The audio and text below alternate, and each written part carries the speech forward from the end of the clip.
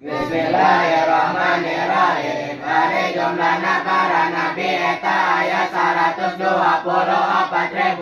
Dina 124.000 nabi aya anu diangkat jadi rasul. Anu jumlahna 313 atawa 314 atawa 315. Dina 313 rasul aya anu dicantumkeun dina Al-Qur'an. Anu wajib dikanyaokan hiji-hijina. Anu jumlahna 25 nyaeta Hum Adamun Idris Nuhun Huduma Salewa Ibrahim Qalam Taba Latan wa Ismail Ishaq Kadaya Yaqub Yusuf wa Ayub Tada Syuaib Harun Musa wa Yasa Zulkifli Daud Sulaiman Taba Ilyas Yunus Zakaria Yahya Isa wa Taha Timun Zabo